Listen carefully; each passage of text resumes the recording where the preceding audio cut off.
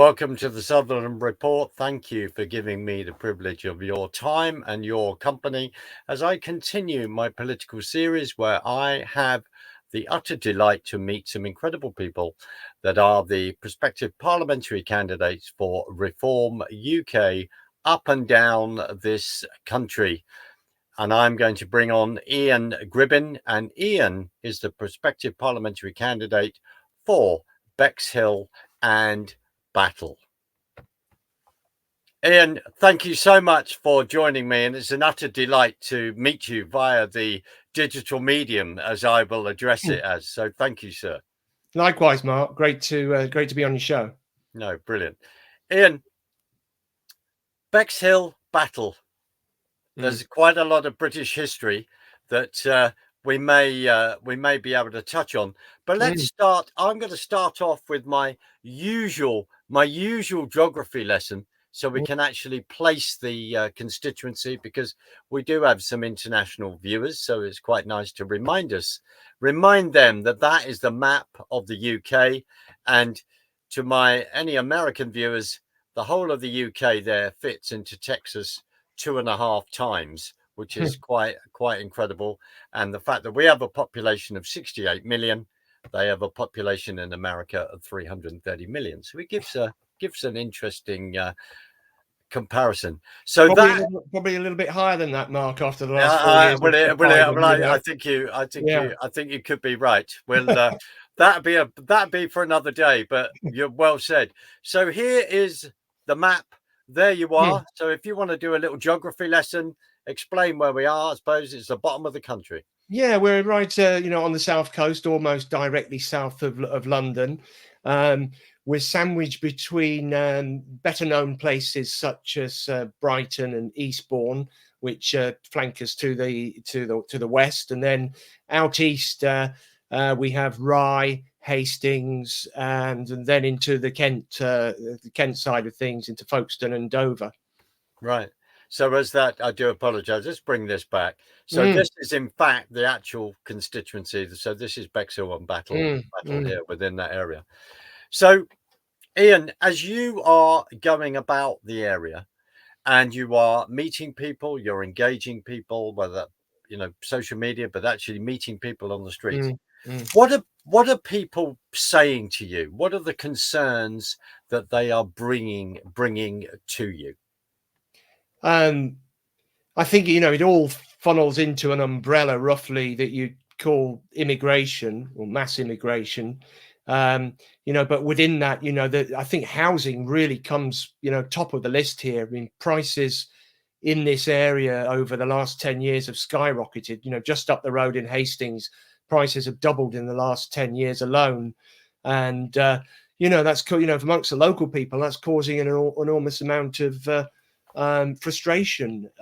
It's also causing homeless problems as well, because we don't have any real social housing here, and the private landlords, because interest rates have gone up, have pushed their rents higher, and that's squeezing the lower end of the income distribution out of the market. So it's a very big problem here. Of course, the proximity to London, is important as well, Mark. Many families who were, living up there, whose house prices have gone up similarly in London, are sort of saying, I can do a bit of work from home. I want to have the countryside for the kids. And, that at the time, prices were, half of that, what you pay in London. And so there's been in the last decade, an exodus out. I think Brighton really led the charge. I used to own a property there, sold out too soon. But, that has really spread across the coast, through Eastbourne, into Bexhill, and beyond into Hastings as well. So part of that is the digital transformation, but it's also, I think, people wanting to live better qualities of life out here. So we've had a big influx in the area in the last 10 years or so. So are your constituents, so because of, as you say, mass immigration, house prices then going up quite considerably, and as without going into it, it means it's a strain on the multiples, because people are turning around and going, I've got to earn X amount to get this particular mortgage, which goes into another area. What other concerns? Are people able to get appointments at their doctor's surgery? What other strains on Mm, mm. that is going on? What are you finding? Yeah, I mean, it all tags along from really the housing situation, but it goes right up the food chain to the sewage system here, which is under capacitized at the moment, right the way through to the roads and the traffic. The fact that some of the flooding drains and CSO pipes are really weak and need replacing. So particularly right along the sort of coastline itself, along the seafront, the main road around here. Several times this wintertime I've been driving to the shopping centre, and it's been fine on the way there, and then only a 10-minute drive, and coming on the way back, the traffic grinds to a halt. There's a huge flood, and before you know it, you've got an hour-long jam to get through to get back home again. So yes, infrastructure is key. The state of the roads is horrific down here, and of course, in terms of the health service, people aren't getting the appointments that they want, and some of the way that the GPs operate even is meaning that I was just talking to one gentleman this morning, and he said one of the things that disturbs him the most is that whenever he rings up to make a GP's appointment, he's always seeing a doctor that he's never seen before, and he feels that's sort of impersonalized the situation, and that he's got to start all over again with his explanations, and really sort of tell his sort of health records out without having that kind of personal touch to it. So yeah, I mean, I think the area, what we're suffering here in terms of hospitals, doctors, nurses, general infrastructure is really mirrored across the UK. No, I mean, fair point. Can I just say, what do you mean by a CSO pipe? Could you define that? What's that? I might have got it wrong. It's the overflow pipe, the sewage overflow pipe. So when the combined sewage overflow pipe. There we go. There we go. I knew I'd remember it at some point. But anyway, yeah. So when it rains very heavily, these pipes get put under a significant amount of pressure, and that can bring, and they're normally used for sewage, so that can bring sewage to the surface.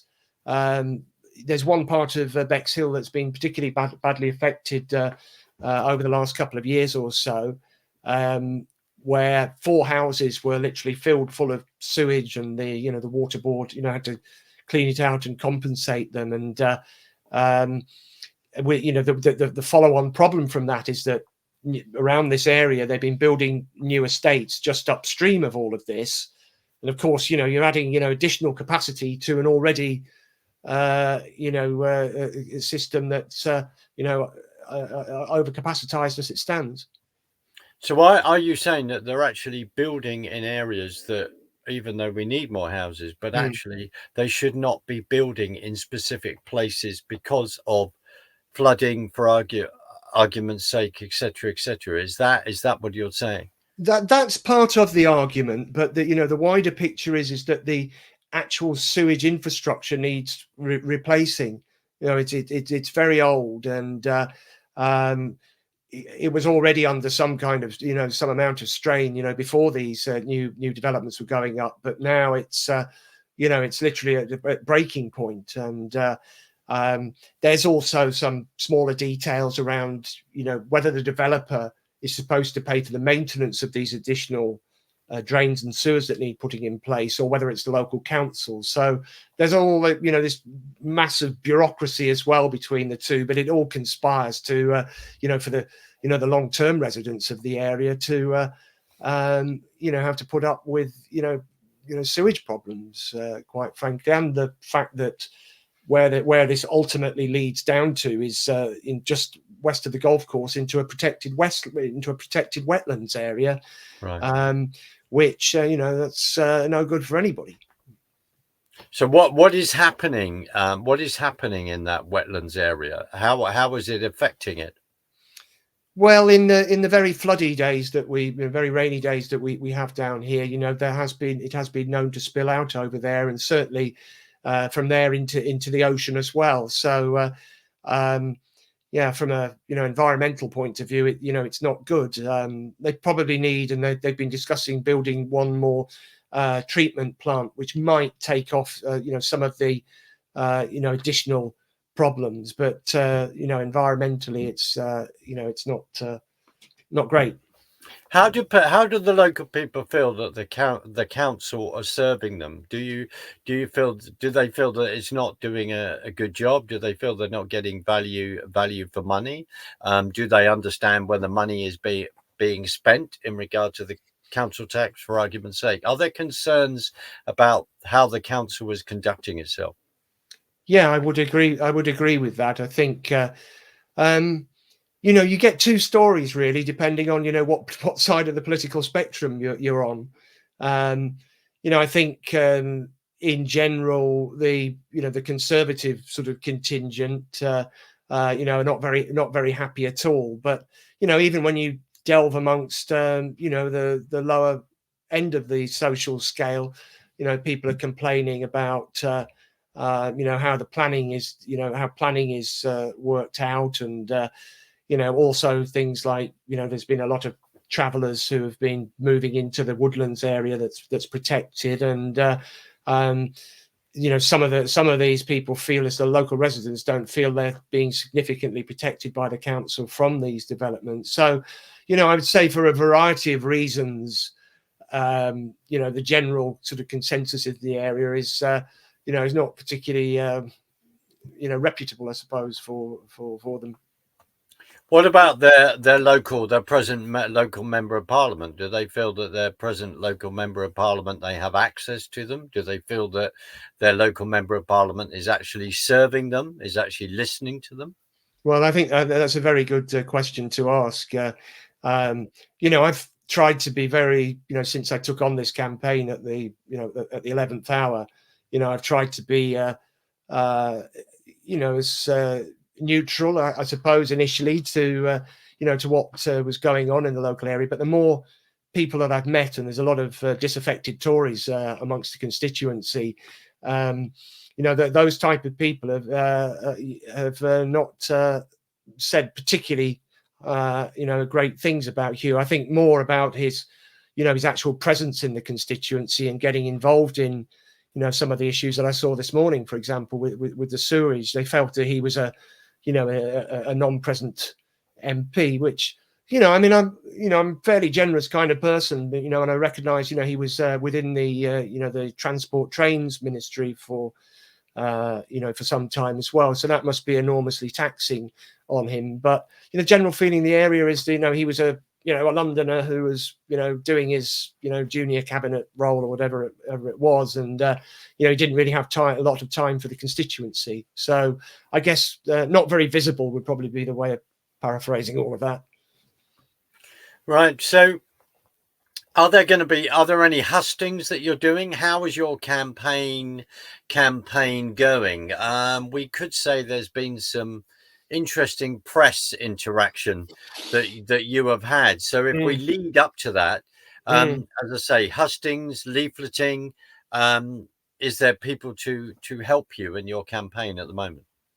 There is, in terms of my supporter base here, I'm up to sort of 458 direct supporters in the constituency.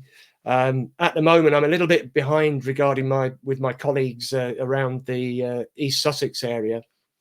They've been sort of on the trail for a couple of months longer than me, and as such, they've got all of their stalls and their bunting and their flags and their leaflets all done, and I've only just ordered mine, so I'm hoping they'll arrive in the next couple of days or so. But I'm not going to, it was a very last minute thing that I decided to throw my hat into the ring for all of this. So I'm hoping that's going to be down here by the end of the week, and then we can start targeting some of the homes in the area. I think at this point it'd be really good if you could just tell people how they could actually reach you, because it'd be good to reach out to you if they want to help. how could they get hold of you? Yeah, the best way is through the Reform website. My email address is bexhillandbattle@reformuk.com. So if they want to send me any emails, through that address, I'm watching that, every hour of the day at the moment, and I try to do what I can. I mean, I don't have a big, party infrastructure behind me. It's literally a one-man band here at the moment, and my organizer, who's just in the west of the county at the moment, Rob. So it's a lot of work to do, and I'm doing my level best to get back to each and every one of the supporters, which I think they're grateful to be able to address me personally and hear from me personally. I try and answer each and every one. So yeah.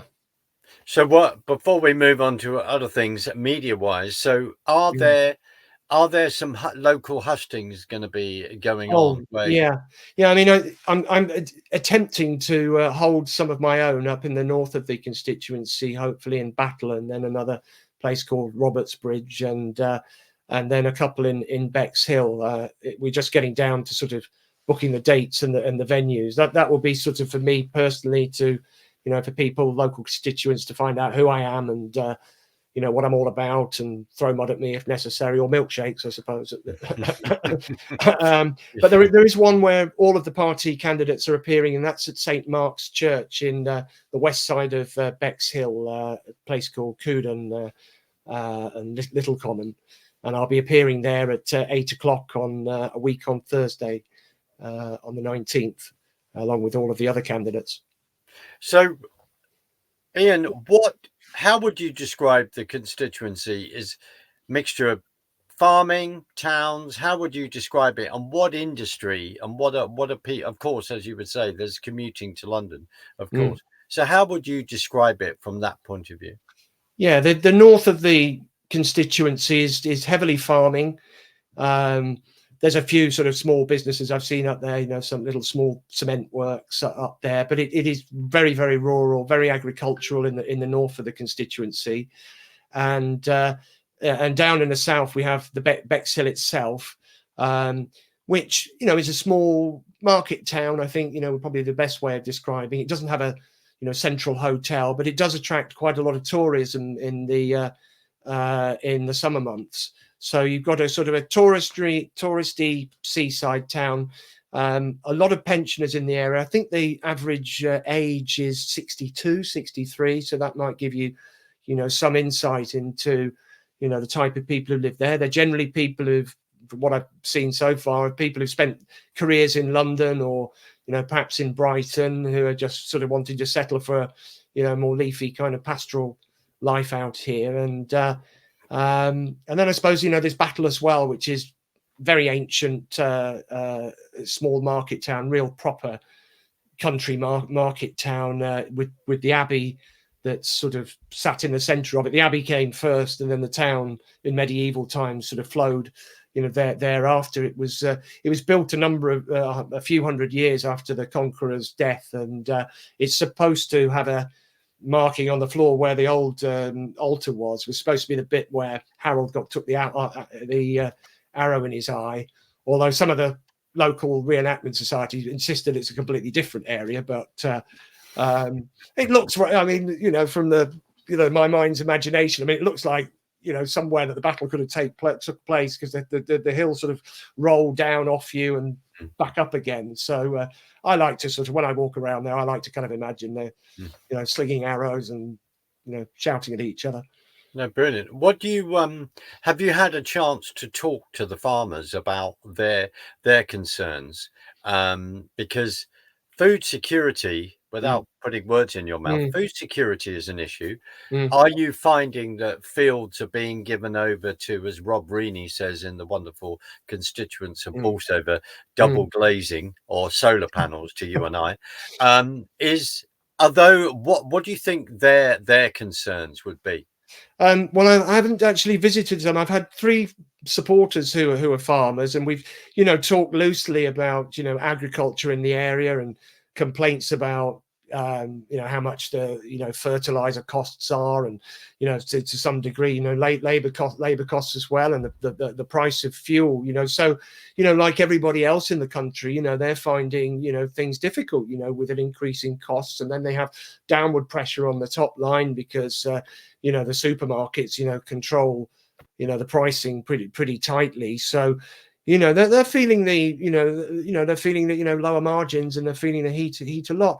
In terms of the field structures and so forth, we haven't sort of delved deeply into conversations about things like regenerative farming and the way that they rotate the different crops in there. It's something I'm hoping to do. I wanted to sort of do a grand tour, if you see what I mean, of the more northerly points of the constituency, and actually go and see people at the farms directly and hear what's going on. Well, all credit to you, because I think engaging with the farmers is extremely important, especially with what we've seen within Europe with various protests, and for food security is a huge issue. So, Ian, there's been some press publicity. There's been some press exposure for you. All not in a good way. Well, brilliant. So, do you want to? Could you talk about that? Explain what's happened, or just take it wherever you wish to take it, sir. Yeah.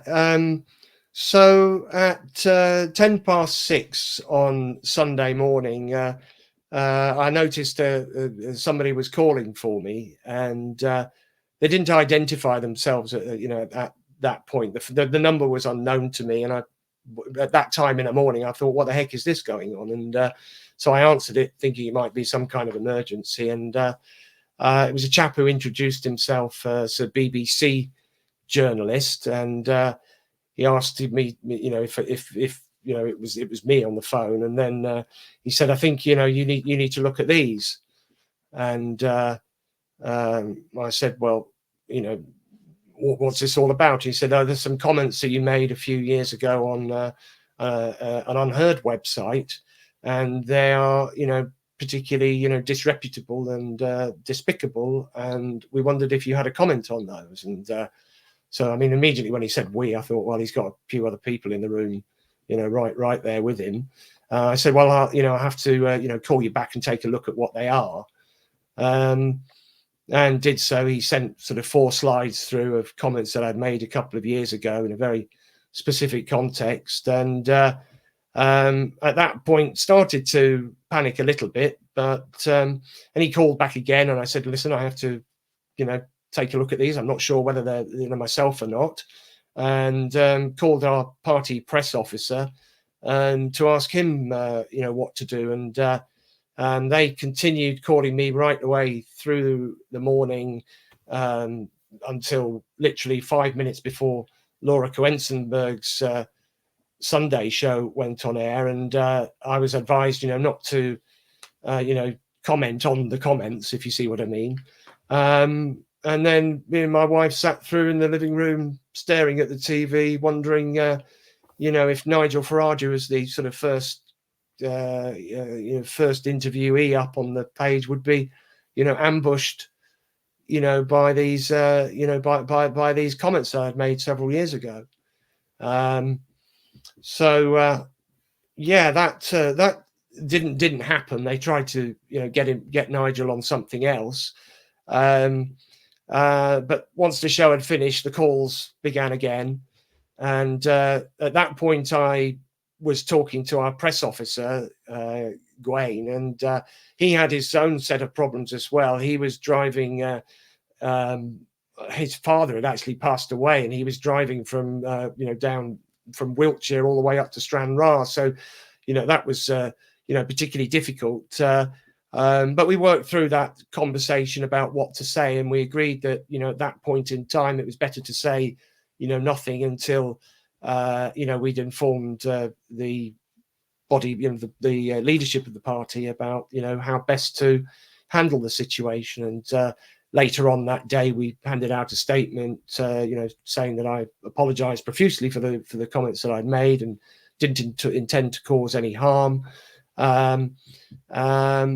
that sort of, got back to the media. And yesterday morning, they called me again and said, we're going, live with this story. Do you have any comment? And of course, I said no, not at this time. And then all hell broke loose, quite frankly. And it hasn't been the same since. They had sort of there was a press conference given by Nigel and Richard, and the BBC reporter there said, "Do you know this chap Ian Gribbin? He's a Nazi sympathizer, misogynist, and all this other vitriol was sort of thrown out." And I think they handled it pretty well at the time, but by just in the early afternoon, after the BBC had unleashed that, all the other newspapers had got a hold of these comments. And I've been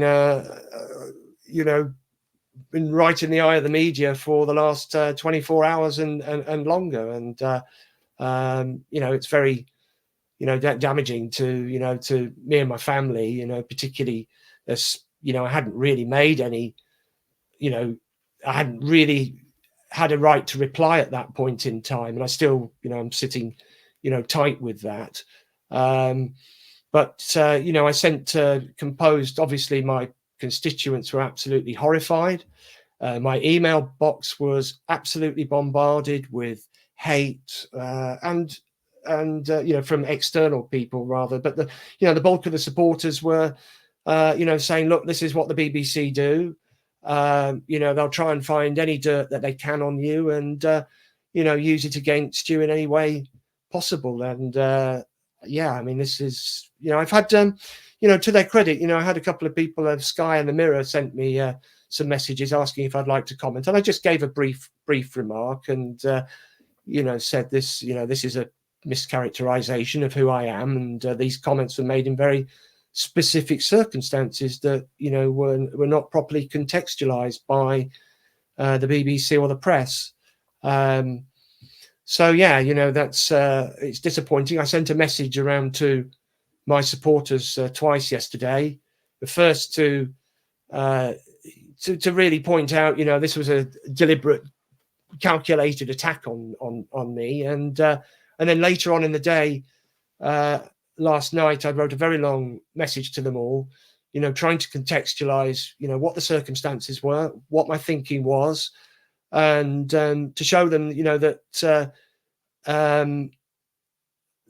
particularly with regards that I made about remaining neutral during the war, were taken completely out of context and turned me into a Nazi sympathizer. I am very, very well studied in British history, and I'm very well detailed on the war history, and particularly the politics that were playing around in the interregnum between World War I and World War II. So I know what I was talking about, and I knew the person that I was responding to, who had a different opinion from me, also knew what he was talking about.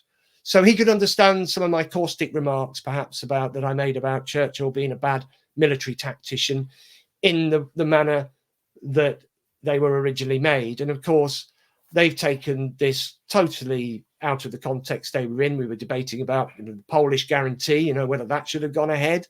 We were debating whether, the Norway and Dunkirk campaigns, should have been shelved, and whether we should have maintained a sort of a temporary neutrality in those early stages of the war in order to build our strength up, build the economy up, get it more onto a military footing, and that was really the circumstances. But I can see exactly how they would twist what was kind of an academic debate into something completely different. And so it's been a bit of a baptism by fire since then, Mark.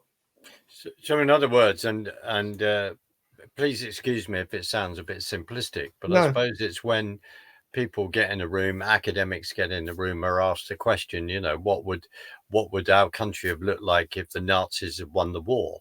How would have that played out? Yeah, I'm a thinking person. I like to play with different histories, counterfactuals. you know, of how things might have gone had we done this, that, and the other. And I think that's a very important part of debate. You know, if we don't know the history in, you know, fine enough detail, then we'll go on making the same, you know, mistakes of the past. And you know, most of my conversations, you know, happen in that kind of light. You know, I try to, you know, sort of, you know, try and, you know, recognize my own ideologies and try and drop those away and try and look at things, you know, with a cold, clear lens. You know, and I mean, but can you imagine trying to explain, you know, the nuances of Danzig or of the Polish German corridor or the you know, the way that the Norway campaign was handled to some 25-year-old BBC reporter? I mean, trying to, you know, contextualize that in any sensible kind of way, I mean, it would have gone straight over his head and he would have probably reported something equally twisted. I hear you. It's a bit like going to Mussolini, explaining Gramsci and explaining all of that. And in many ways, we need to be explaining a lot of that because a lot of it is relevant now. And as you've said, you know, you go back to the First World War, out of the First World War coming the League of Nations, and then even now within, I don't necessarily want to go totally down this rabbit hole, but this is important to you, understandably, because of the heritage in your own family. But when with this whole discussion, you could say the formation of Israel, and then people from the League of Nations going through Reno, etc., and then the fact that when you go back, Zionism, the movement, Theodore Herzl and all the rest. What I'm saying is that then from the Balfour Agreement, people looking at history and the right for a country to exist and given that mandate. So the problem is what you're saying is that within a sort of 1 minute soundbite, we're not able to sit down and explain all these things. Of course not. Right. You know, it's one reason why I spend most of my time. I don't think I've watched TV apart from the bombshell yesterday morning for at least a year and a half here. You know, I seriously can't remember why. You know, I like to watch a lot of the long form type of interviews that we're doing to get the nitty gritty out of things. You know, we used to do that on terrestrial TV, many years ago when I was a kid, but we don't seem to have that necessarily long style debates where people aren't continually looking for sound bites or gotcha kind of moments. It's enormously destructive to the national conversation, I think, because we can't have a little bit more of an intimate discussion about what's going on in the country, and an awful lot gets lost in all of that, Mark. Well, frankly, well said, and thank you for being here, because we can have this conversation, and it's needed. We need to have this conversation. With that in mind, are you going to be able to go into maybe education establishments if people are just reaching the age of 18? I don't know what, etc. To actually talk about politics, talk about the election, talk about the campaign, because I would have thought it would be a very, very engaging, a very, very important thing to do. Is that going to be any opportunity? Honestly, Mark, until this moment, that hadn't, crossed my mind with everything else that's, going on at the moment. But yes, I do. I feel that, the young people in this country are, given a, sanitized might be putting it too lightly, but certainly a rather, warped sense of, particularly our own political history in this country. I'm, blessed enough that my 26-year-old son has always been interested in current affairs and politics, and we have some very engaging debates between the two of us, just over chat sometimes. We'll be on there for a couple of hours just talking the finer points of John Locke, Winston Churchill, or any of the Lord Salisbury, Balfour, all of these characters. So it's one great way that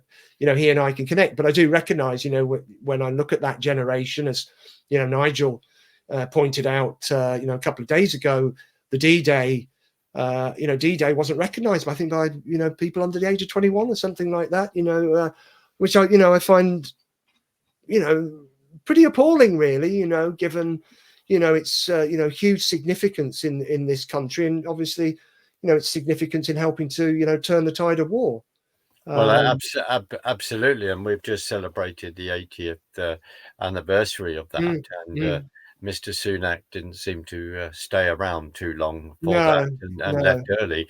But you're right in regard to the sacrifice of people, and when in regard to young people and that event, I mean, one of the fantastic film Saving Private Ryan depicts that incredibly, and as you see, when Tom Hanks is there, they're just people are praying. The front goes down on the landing craft, and then there's strafing coming in, which is just horrific. And we think of what age those people were between 18 and 22. And when your mind just can't get your head quite around.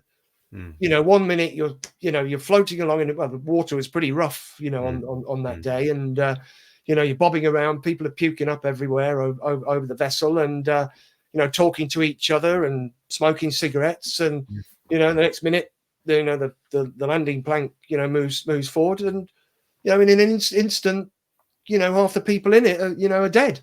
Yes. And then I just can't, it's just mind-blowing. But it is thinking about these historical characters, thinking about Lord Halifax, thinking about Chamberlain. What was going on? What is of course, this build up during the 30s? There's Churchill was out in the cold. That's right.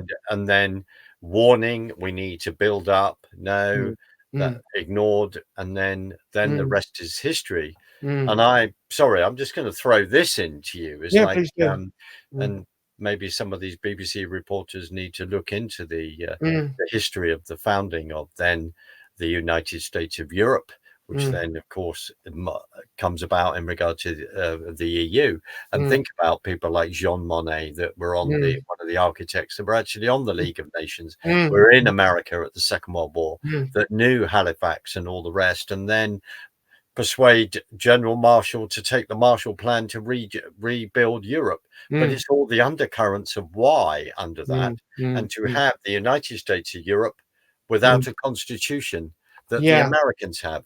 Why? The reason I'm saying this is to say history is important. Discussion is important. Oh, definitely. Look at a wider picture here and why. Well, I think there's a lot of people who are getting hot under the collar about the the ECHR mark, and what our pivotal role in creating the ECHR. But I think there's a misunderstanding of really why it was drafted in the first place. I mean, primarily it was to guarantee universal human rights across the continent and including ourselves. But if you pick into it in a little bit more detail, the Home Secretary Maxwell Fyfe, who had been at Nuremberg as one of the junior prosecutors, came home and recognised the need to have some kind of overall top-down legal blueprint. And originally, I think if you read some of Churchill's letters, it was originally designed to be a set of principles which would have worked in England because of English common law. We could have written those not into our constitution, but made them facets of the judiciary. But what Maxwell Fyfe recognised was that Europe had a very different legal setup to the one we have in the UK. Their laws were based on the old Napoleonic codes, and so the countries that didn't even have habeas corpus. We created habeas corpus in 1689 as part of our Bill of Rights, but many countries in Europe didn't have that kind of protection. And he rightfully identified that without those kind of things, it enables the rise of dictatorships, like Mussolini and Hitler and Franco and and some of the other heinous tyrannies that Europe has suffered. And so to create that and then embed it in law was a requirement for Europe, but perhaps not so much for England, which already had this long history of English common law.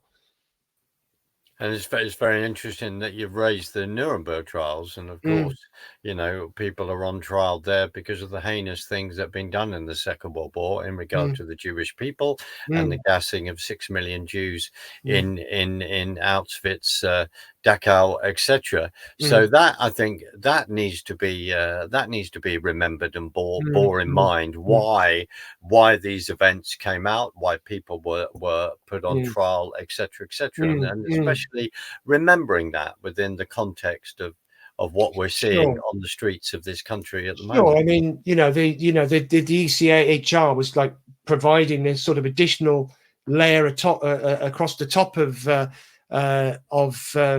legislatures and the executive around Europe. So Hitler, who brought in the Enabling Act in 1934, would have with an ECHR type of structure over the top of it, he'd never been able to get that through the judiciary. So there are many mechanisms, and constitutional tricks that Mussolini and Hitler both used, and the ECHR was designed to stop all of that. It should be remembered that the British Parliament, is obviously the longest standing, but by the time you get to about 1700, there are no more European parliaments after that point in time, and so their legal structures, their governmental structures are very different from ours in the UK, and so it was to recognise all of these structural differences that the ECHR really came about. And I suppose I'll ask this question: would you say that the area you're in was a highly Brexit area? They voted, yes. Oh yes, definitely so. And that's with a quite a aging sort of demographic, and even into the hinterlands. I was expecting some of the the farmers to be less enthusiastic about Brexit and more sort of Remainers, and that's not so. I've discovered a lot of them are were big Brexit supporters. I think it's an interesting question, really, what sort of Brexit has done. I don't really think it's a sort of a class sort of thing. I actually sort of think it's more of an occupational kind of split that we have. I think a lot of the professionals, the city types, obviously the Londoners, but more of the bureaucratic type of class, doctors, dentists, local solicitors, estate agents, that kind of people. They're very much for Remain, and then everybody else, I think, sort of sits outside on the on the Brexit side of the spectrum. But it's interesting when you're talking about ECHR, we don't necessarily have time to talk about it, but it's we look at what happened under Blair, Supreme Court, and all the rest, and the fact that people then not understanding what has then happened to their country legally and all the rest. Hence why the BBC will phone you, ask you for a soundbite, and the fact that you haven't got time to, again, I'm sorry to sound repetitive, you haven't got time to then have this history lesson and to go through this, and the importance of common law, the importance of innocent until proven guilty, etc., etc.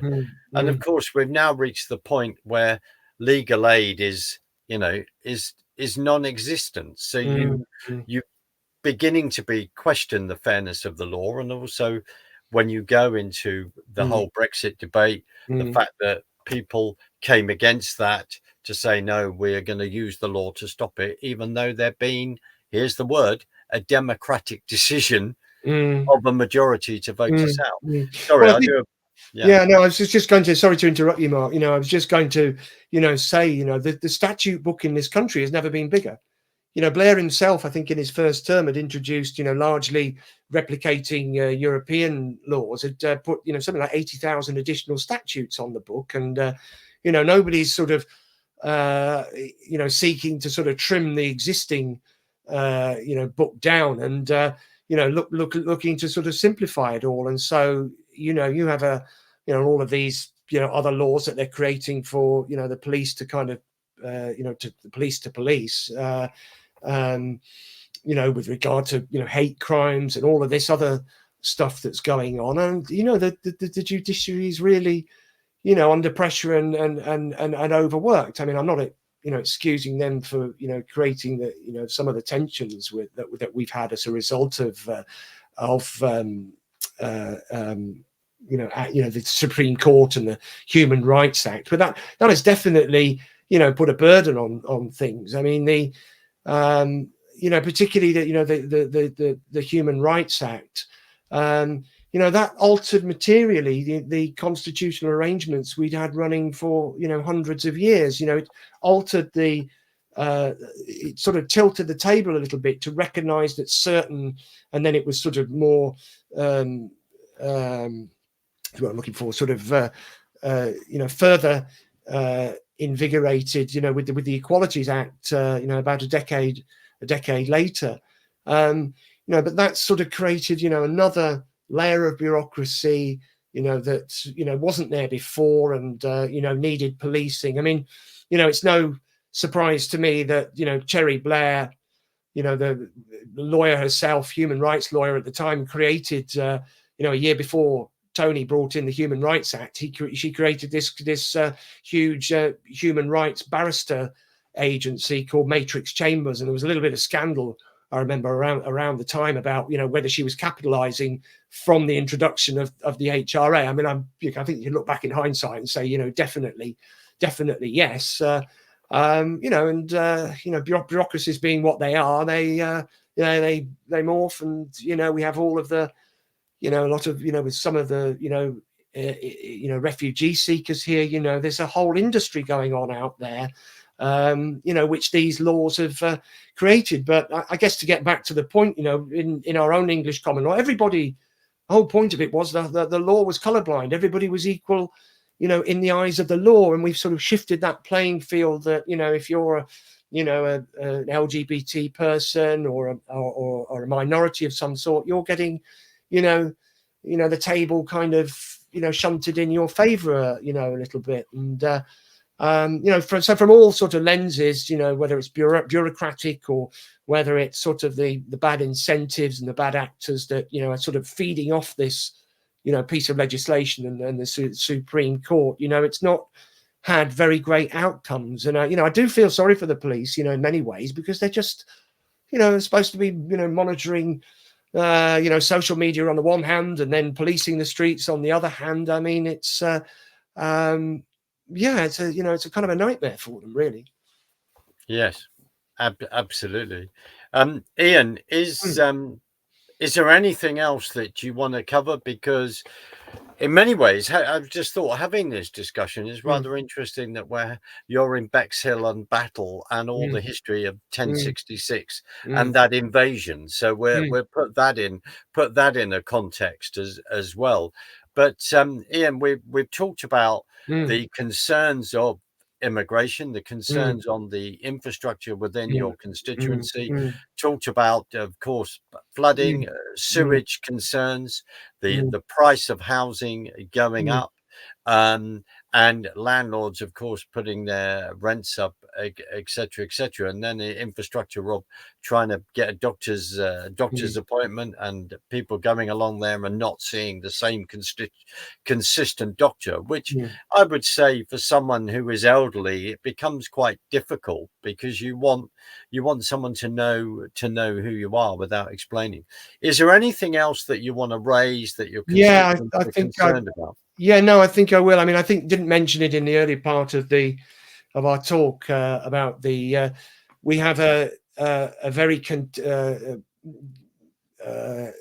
controversial situation in a place called North Eye. It was an old prison, and it was, so I think it was abandoned in the early 90s, and it sat there derelict for a couple of decades or so.